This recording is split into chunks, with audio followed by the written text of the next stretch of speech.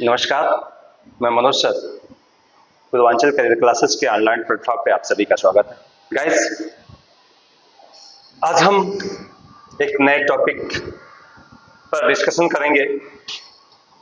नया topic CTET का बाल्यावस्था, यानी आज बाल्यावस्था पर चर्चा की जाए। ये बाल्यावस्था क्या होता है, बाल्यावस्था का ड्यूरेशन क्या है, आज हम इन्हीं सारी बातों पे चर्चा करेंगे। तो चलिए चलते हैं बाल्यावस्था की तरफ। जीवन का अनोखा काल, सबसे बड़ी बात कि ये जीवन का अनोखा काल, ठीक है। अब आप सोचिए कि बाल्यावस्था को जीवन का अनोखा काल क्यों कहा गया है, ठीक। यानी बाल्यावस्था को जीवन का अनोखा काल क्यों कहा गया है, ये चीज, ठीक है। ये चीजें यूनिक पीरियड ऑफ लाइफ, ठीक है। यूनिक पीरियड ऑफ लाइफ यानी जीवन का अनोखा काल।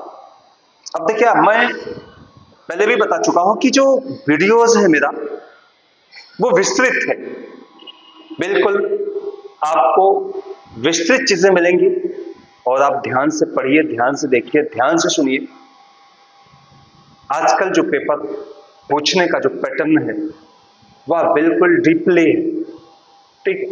बहुत डीपली प्रश्न पूछता है, तो जब तक आप विस्तृत नहीं पढ़ेंगे तब तक आपको जो है चीजें समझ में नहीं आएंगी और वो मैटर मिल नहीं पाएगा जिस मैटर के लिए हम कोशिश कर रहे हैं, ठीक है। तो चलिए, childhood a unique period of life, यानी उम्र की बात कर लें तो उम्र आपका लिखा है 6 से 12 वर्ष, यानी 6 से 12 वर्ष की जो आयु है वह बाल्यावस्था के रूप में देखी जाती है, चाइल्डहुड के रूप में देखी जाती है।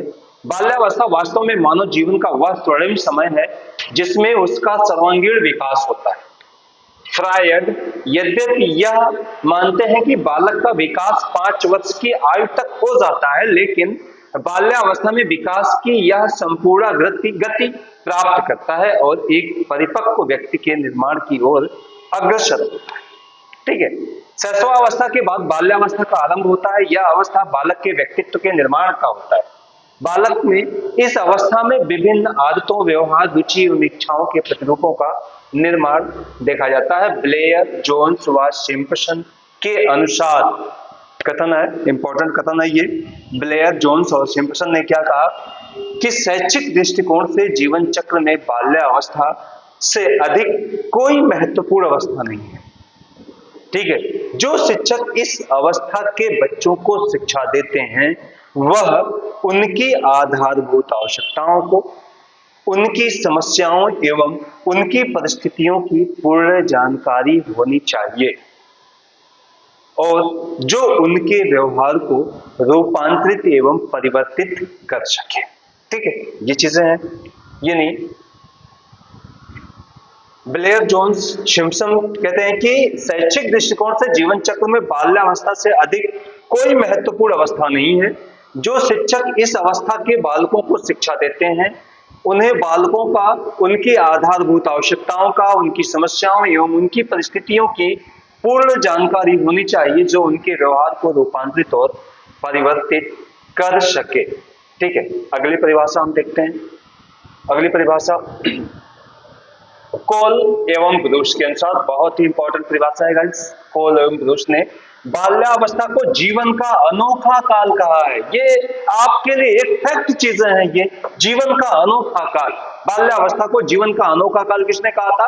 तो कोल और ब्रूस ने कहा था कि ये जीवन का अनोखा काल है। वेरी वेरी इंपॉर्टेंट ये है, ठीक है। और ये जीवन का अनोखा काल बताते हुए लिखते हैं कि वास्तव में माता पिता के लिए बाल विकास की इस अवस्था को समझना कठिन है, ठीक।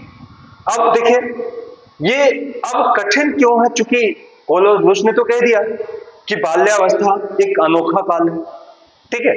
अनोखा काल की संज्ञा तो कोलोस ने दी और अनोखा काल बताते हुए कहते हैं कि वास्तव में माता पिता के लिए बाल विकास की इस अवस्था को समझना कठिन है अब कठिन क्यों है? इसके संदर्भ में कुप्पोस्वामी का एक विचार आता है। कुप्पोस्वामी इसलिए कठिन है कि इस अवस्था के बालकों में अनोखे परिवर्तन देखे जाते हैं। वो परिवर्तन क्या है? यानी यहां से देखिए, 6 वर्ष की आयु में बालक का स्वभाव उग्र होता है। कुप्पोस्वामी कहते हैं कि 6 वर्ष की आयु में बालक का स्वभाव उग्र होता है। प्रायः वह हर प्रश्न का उत्तर ना या नहीं में देता है। ठीक है। फिर कहते हैं कि 7 वर्ष की आयु में वह उदासीन हो जाता है और अकेले रहना, प्रायः वो अकेले रहना पसंद करता है। 8 वर्ष की आयु में उसमें सामाजिकता का विकास होने लगता है। 9 से 12 वर्ष की आयु में प्रायः वह विद्यालय से भागने की स्थिति देखने को मिलती है, यानी अनाकर्षण की स्थिति देखने को मिलती है। इस तरह से यह अवस्था जो होती है एक प्रकार से बहुत कठिन अवस्था के रूप में देखी जाती है। ठीक है, चलिए ये तो स्पष्ट हो गया, कंफर्म हो गया बाल्यावस्था। ठीक है, 2-3 चीजें इंपॉर्टेंट मिली इसमें गाइस, एक बार फिर से देख लीजिए ये चीजें क्या है। यानी ये चीजें हैं, ये आपका कोलब्रुश अनोखा काल, ये बहुत इंपॉर्टेंट है। मैं बार बार कह रहा हूं चीजें इंपॉर्टेंट है कि कोलब्रुश ने बाल्यावस्था को जीवन का अनोखा काल कहा है, पहली बात। दूसरा, कुप्पोस्वामी क्या कहते हैं? कुप्पोस्वामी कहते हैं कि 6 वर्ष की आयु में बालक का स्वभाव उग्र होता है, प्रायः सभी प्रश्नों का उत्तर ना या नहीं में देता है। 7 वर्ष की आयु में वह उदासीन हो जाता है, एकांत प्रिय हो जाता है, अकेले रहना पसंद करता है। 8 वर्ष की आयु में उसमें सामाजिकरण की प्रक्रिया शुरू हो जाती है और 9 से लेकर 12 वर्ष की आयु में प्रायः वह विद्यालय अनाकर्षण के रूप में लगने लगता है। विद्यालय से वह भागने की स्थिति में होना शुरू कर देता है। दूसरे, वह विद्यालय से हट के कहीं बाहर कोई रोमांचकारी कार्य करना पसंद करता है। ठीक है, ये सारी चीजें हैं। ठीक, इसके अलावा आपको इंपॉर्टेंट मिलेगा ये ब्लेयर जोन्स व सिम्पसन का जो कथन है, ये भी आपको इंपॉर्टेंट मिलेगा। ब्लेयर जोन्स और सिम्पसन ने क्या कहा था? शैक्षिक दृष्टिकोण से जीवन चक्र में बाल्यावस्था से महत्वपूर्ण कोई अवस्था नहीं है। इस अवस्था के बालकों को जो भी शिक्षक शिक्षा देते हैं उन्हें उनकी आवश्यकताओं को, उनकी आधारभूत आवश्यकताओं को, उनकी समस्याओं को, उनकी परिस्थितियों को भली भांति समझना होगा, तभी वह उन्हें उचित रास्ते पर ले जा सकता है, अर्थात उनके व्यवहार को परिवर्तित और रूपांतरित कर सकता है। ठीक है, तो इस तरह से जो है ये चीजें देखने को मिल गई। इसके अलावा जीवन का अनोखा काल, अगर आप चाहें तो यही इसको इंडिकेट कर दीजिए, किसने कहा था ये जीवन का अनोखा काल? तो कोल व ब्रूश ने कहा था। ठीक है, ये क्या कहा था कि जीवन का अनोखा काल है, 6 से 12 वर्ष की जो आयु होती है वह प्रायः बाल्यावस्था के रूप में देखी जाती है। ठीक है, अब आगे हम चलते हैं। आगे बाल्यावस्था की विशेषताओं के बारे में हम चर्चा करते हैं। बाल्यावस्था की विशेषता क्या होती है? यानी देखिए, चीफ कैरेक्टरिस्टिक्स ऑफ चाइल्डहुड, बाल्यावस्था की विशेषताएं। ठीक है, यद्यपि बाल्यावस्था 6 से 12 वर्ष की आयु तक माना जाता है, हर्लॉक ने इसे 6 से 12 वर्ष तक के बीच के समय को माना है। यानी ये भी एक चीज पॉइंट नोट करने लायक है कि 6 से 12 वर्ष की आयु को बाल्यावस्था की संज्ञा किसने दी थी? तो ये किसने दी थी? हर्लॉक महोदय। हर्लॉक महोदय ने कहा था कि 6 से 12 वर्ष की आयु जो है वह बाल्यावस्था के रूप में देखी जाती है। ठीक है, इस अवस्था की विशेषताओं की हम बात कर ले तो शारीरिक व मानसिक स्थिरता पहली विशेषता इसकी होगी। क्या विशेषता होगी? शारीरिक व मानसिक स्थिरता, यानी इस अवस्था के बालकों की शारीरिक व मानसिक शक्तियों में स्थिरता पाई जाती है, और जब ये स्थिरता देखी जाती है तो इसका मतलब है इसी स्थिरता के आधार पर उसमें परिपक्वता आनी शुरू हो जाती है, उसकी शक्तियों में विकास देखने को मिलता है। तो इसका मतलब है कि बाल्यावस्था के बालकों का शारीरिक और मानसिक विकास जो होता है वह स्थिर होता है। स्थिर होगा तभी तो परिपक्वता का प्रारंभ होगा उसमें, तभी तो उसकी शक्तियों में मजबूत होंगी उसकी शक्तियां, और जो है उसमें सोचने समझने की क्षमता का विकास होने लगेगा। ठीक है, अब देखिए इसी शारीरिक और मानसिक विकास की प्रक्रिया में एक बहुत ही इंपॉर्टेंट कथन मैं आपको दे रहा हूं, बहुत ही इंपॉर्टेंट चीजें मैं आपको दे रहा हूं कि रॉस महोदय ने इसी बाल्यावस्था को मिथ्या परिपक्वता कहा है। गाइस, बाल्यावस्था को मिथ्या परिपक्वता की संज्ञा किसने दी थी? तो रॉस महोदय ने कहा था कि बाल्यावस्था मिथ्या परिपक्वता है। ये प्रश्न बहुत मिलता है एग्जाम वगैरह में, चाहे आप टेट दे दीजिए, चाहे सीटेट दे दीजिए, किसी भी प्रकार के किसी भी राज्य के शिक्षक भर्ती से संबंधित एग्जाम देते हैं तो उसमें अक्सर ये मिल जाता है कि बाल्यावस्था को मिथ्या परिपक्वता की संज्ञा किसने दी थी? तो रॉस महोदय ने दी थी। ये नोट कर लिया जाए, ठीक है। और रॉस कहते हैं कि शारीरिक और मानसिक स्थिरता बाल्यावस्था की सबसे महत्वपूर्ण विशेषता है, ठीक है। तो रॉस महोदय मिथ्या परिपक्वता की संज्ञा देते हैं। मिथ्या परिपक्वता का मतलब क्या होता है, मैं ये भी आपको क्लियर कर दूं। मिथ्या परिपक्वता का मतलब कि हम लोग जो प्राय ये समझने लगते हैं कि बालक परिपक्व हो चुका है, लेकिन ऐसा नहीं है। बालक परिपक्व नहीं हुआ होता है। बालक को अगर हम परिपक्वता समझ रहे हैं तो ये हमारी गलती है, हम गलत तरीके से उसको समझ रहे हैं। बालक अभी तो वह बाल्यावस्था में है, उसमें किसी भी प्रकार की कोई परिपक्वता नहीं आई है, ठीक है। चलिए आगे चलते हैं। बाल्यावस्था के विकास का महत्व अधिक है। इस अवस्था में विकास का अध्ययन अनेक महत्वपूर्ण तथ्यों पर। कैरल महोदय क्या कहते हैं? कैरल कहते हैं बालक के शारीरिक विकास और उसके सामान्य व्यवहार का संबंध इतना महत्वपूर्ण होता है कि यदि हम समझना चाहें कि भिन्न भिन्न बालकों में क्या समानताएं हैं, क्या भिन्नताएं हैं, आयु वृद्धि के साथ व्यक्ति में क्या परिवर्तन होते हैं, तो हमें बालक के शारीरिक विकास का अध्ययन करना होगा, ठीक है। तो ये कथन आपके कैरल महोदय के हैं। कैरल महोदय ने इस तरह के कथन दिए, ठीक है।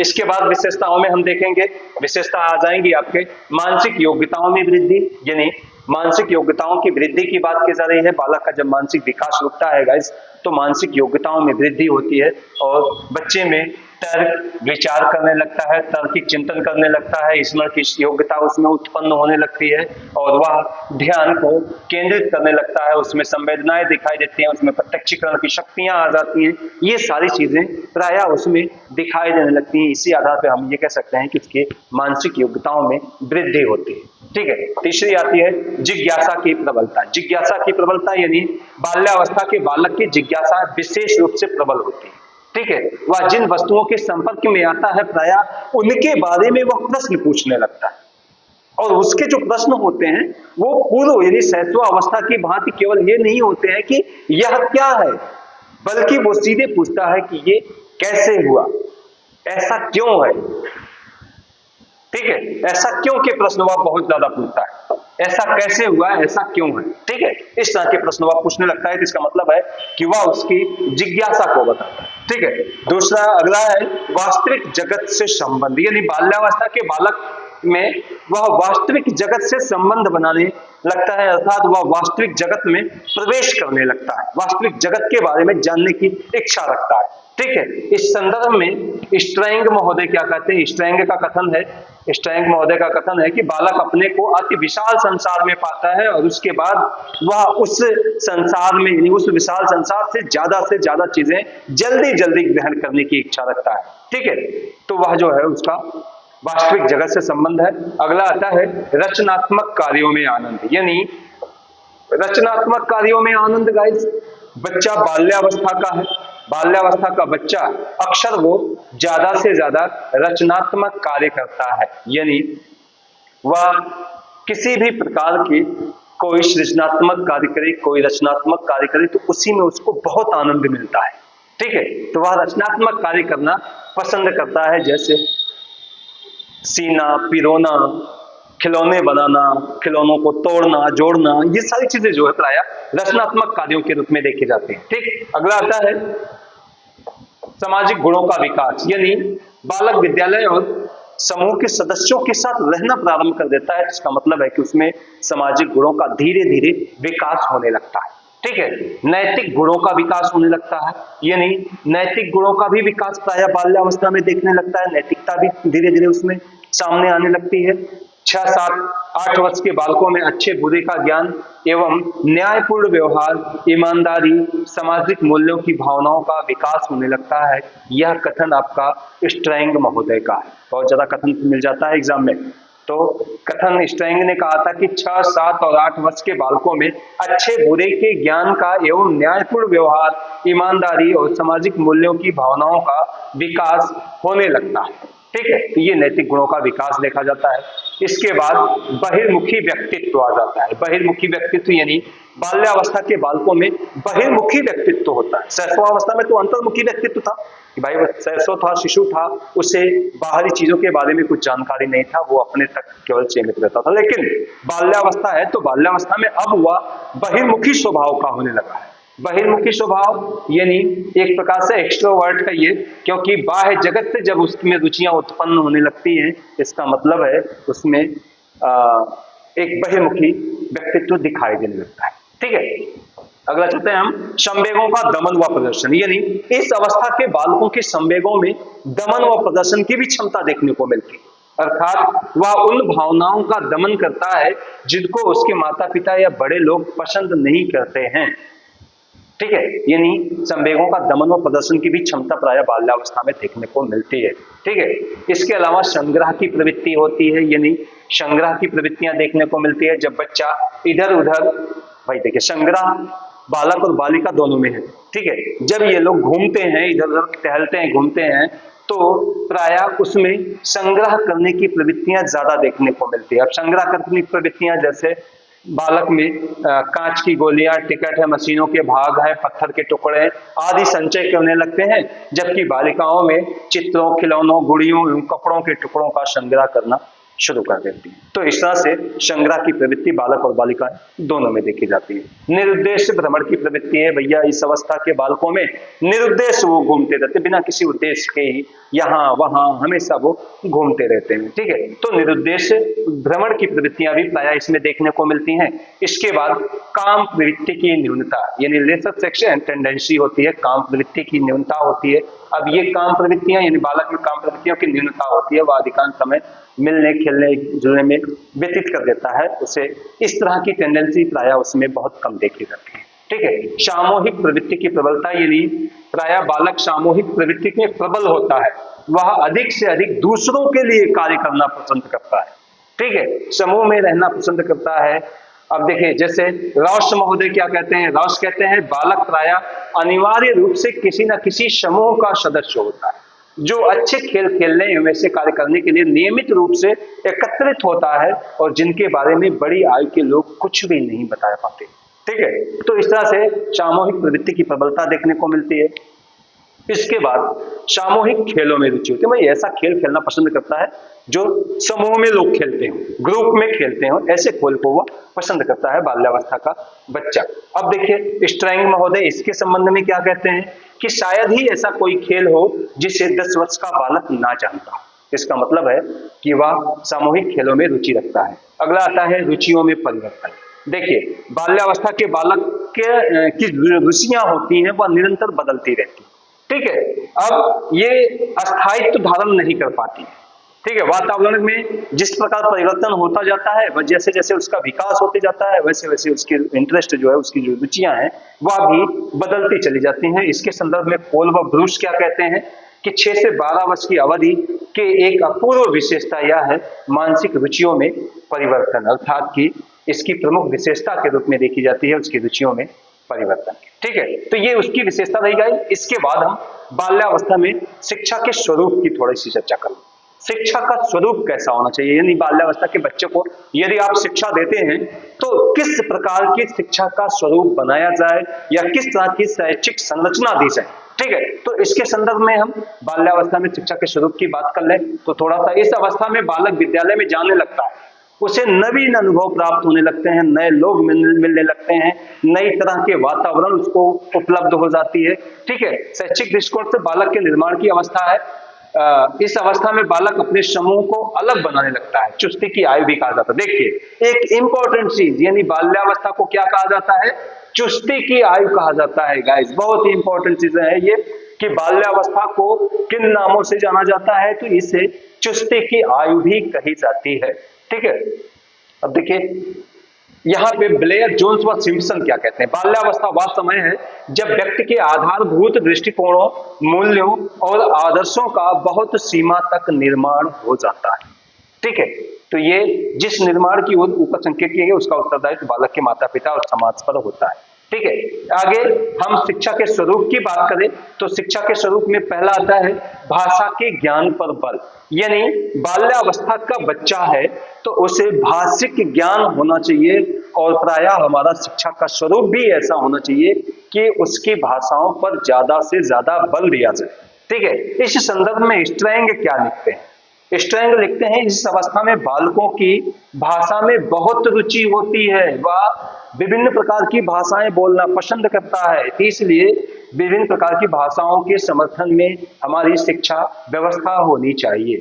ठीक है, दूसरा आता है उपयुक्त विषयों का चुनाव। यानी बालक को कुछ ऐसे विषय का अध्ययन आवश्यक है जो उसकी आवश्यकताओं की पूर्ति कर सकें एवं उसके लिए लाभप्रद हो। इस विचार से उसमें अंक, गणित, विज्ञान, सामाजिक अध्ययन, ड्राइंग, चित्रकला, सुलेख, पत्र लेखन एवं निबंध रचना की भी जानकारी या विषय वस्तु को शामिल किया जाना चाहिए, इसकी भी जानकारी उसको होनी चाहिए। ठीक है, रोचक विषय सामग्री होनी चाहिए। भाई जो भी विषय दिया जाए उसमें रोचकता होनी चाहिए। जैसे नाटक की बात कर लें, हम हास्य की बात कर लें, किसी भी प्रकार का कोई हास्य हो, विभिन्न प्रकार की पशुएं हो, विभिन्न प्रकार के वार्तालाप हो, वीर पुरुष हो, साहसिक कार्य हो, कोई आश्चर्यजनक कार्य हो, इस तरह के रोचक विषय वस्तु उसमें शामिल किए जाए। ठीक है, पाठ्य विषय व शिक्षण विधियों में परिवर्तन। यानी बाल्यावस्था के बच्चों को यदि आप शिक्षा दे रहे हैं तो अमूमन ये आवश्यक है कि उनके जो पाठ्य विषय हैं और जो शिक्षण विधियां हैं उनकी आवश्यकताओं के अनुसार हमें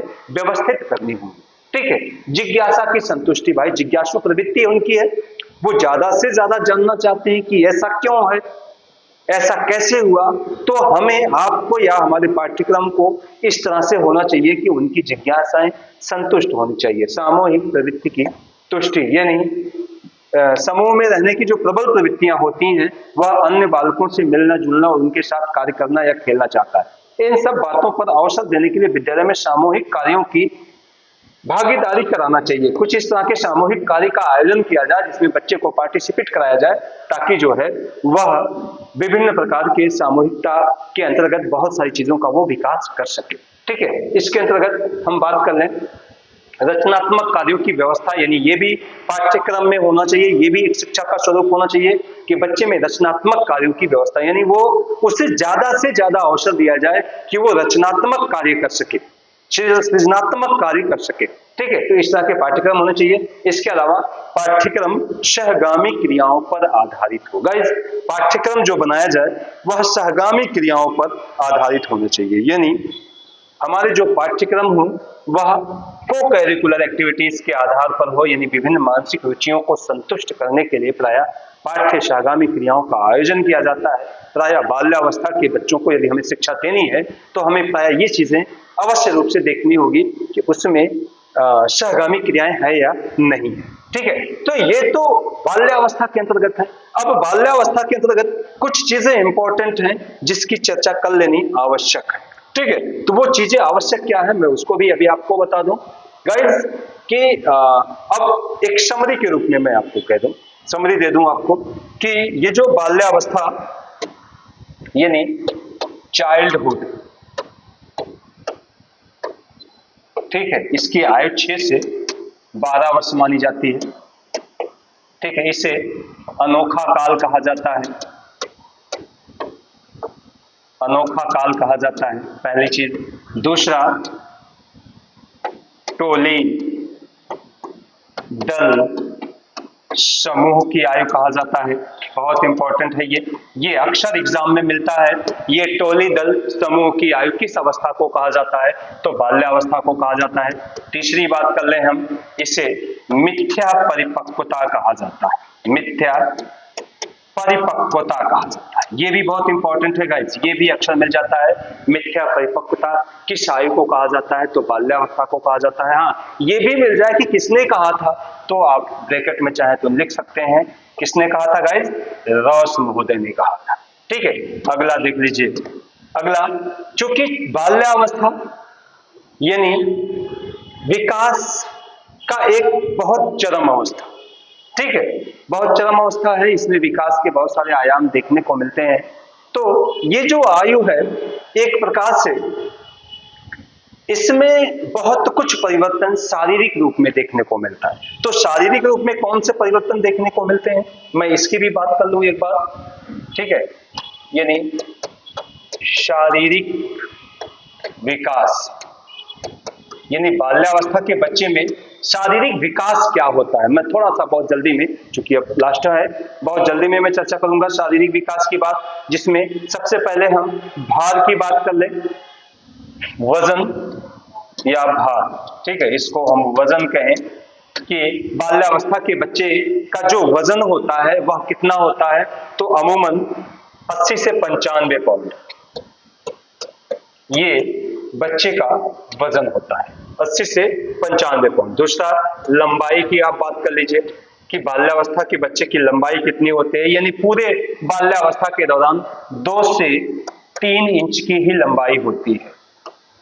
यानी पूरे बाल्यावस्था के दौरान जो लंबाई है वह 2 से 3 इंच की ही अमूमन देखने को मिलती है, ठीक है। हाँ, ठीक। अब देखिए, लंबाई 2 से 3 इंच की हो गई। इसके अलावा जो ये बाल्यावस्था है, ये एक प्रकार से सिर व मस्तिष्क के वजन के लिए भी इंपॉर्टेंट है। यानी सिर व मस्तिष्क के वजन अगर हम बात करें तो व्यक्ति जब अंतिम स्टेज पे पहुंचता है, यानी बाल्यावस्था के अंतिम स्टेज पे जब पहुंच जाता है, तो उस दौरान बालक के मस्तिष्क का भार उसके शरीर के कुल भार का कितना होता है, 90% होता है। यानी ये शरीर के कुल भार का 90% होता है, ठीक है। यानी ये चीजें शरीर के कुल भार का कितने होता है, 90% तक होता है, ठीक है। ये तो उसके मस्तिष्क का वजन, मस्तिष्क का वजन शरीर के कुल भार का 90% होता है, ठीक है।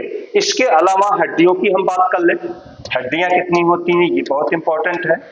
हड्डियों की संख्या कितनी होती है, यानी देखिए 270 से बढ़कर 350 तक हो जाती है। कितनी हो जाती है, 350 तक हो जाती है। जब हम 270 की बात करें, यानी 270 से बढ़कर 350 तक उसकी हड्डियों की कुल संख्या हो जाती है, ठीक है।